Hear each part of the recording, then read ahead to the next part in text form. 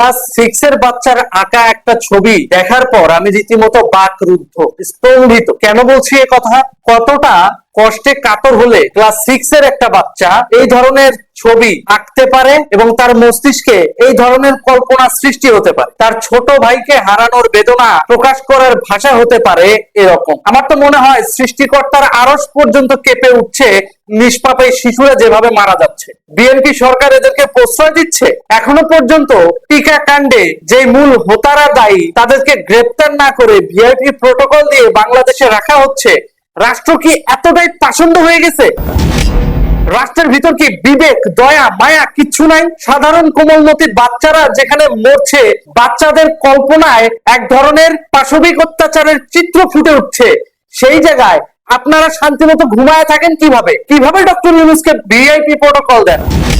আমার তো মনে হয় আল্লাহ তাআলার আরশ পর্যন্ত কেঁপে উঠেছে যেভাবে এই ষষ্ঠ শ্রেণীর ছাত্রের মগজে এই দৃশ্য বা এই কল্পনাটা প্রস্ফুটিত হয়েছে। বাস্তবে সে এটা ফিল না করতে পারলে তো এইভাবে ছবিটা আঁকতে পারতো না। একটা ছোট্ট শিশু, তার ভাই হামে মারা গিয়েছে, সঠিক সময় যদি হামের টিকাগুলো নিয়ে আসতেন তাহলে আজকে এই দিন দেখা লাগতো না। ক্লাস 6 এর বাচ্চা, কয় বছরই আর বয়স?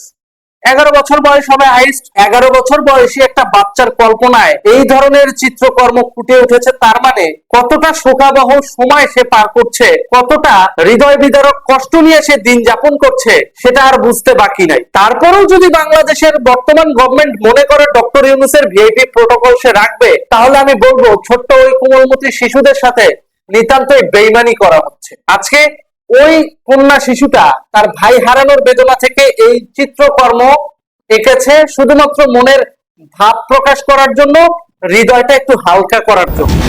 ওর কাছে সে অস্ত্রটা ছিল যে ছবি এঁকে হৃদয়টাকে হালকা করতে পারবে। কিন্তু এমনও পরিবার আছে, এমনও মানুষ আছে তার সন্তানকে হারাচ্ছে, তার অবলম্বনকে হারাচ্ছে।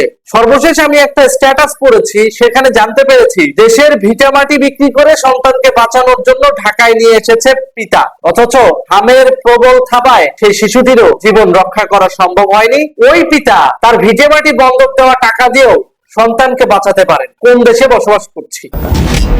কোন রাক্ষসের পাল্লায় পড়েছিল বাংলাদেশ? নোবেল বিজয়ী এই রাক্ষসকে এখনো কি ভিআইপি প্রটোকল দিয়ে রাখবেন? এখনো কি গোলামীর চুক্তির কাছে পরাজয় বরণ করে শুধুমাত্র গদি টেকানোর জন্য আপনারা সন্ত্রাসীপনাকে বেছে নেবেন? প্রশ্নটা রেখে গেলাম আপনাদের সামনে, উত্তর কমেন্টে জানাবেন। আমি তো বিশ্বাস করি আল্লাহর আরশ পর্যন্ত কেঁপে উঠছে এই শিশু বাচ্চার এই চিত্রকর্ম দেখে। কেন বলছি জানেন? কারণ আল্লাহর আরশ এ কারণেই কেঁপে উঠবে কারণ শিশুরা ফেরেশতা, এই কারণেই আল্লাহর আরশ কেঁপে উঠছে। ধন্যবাদ।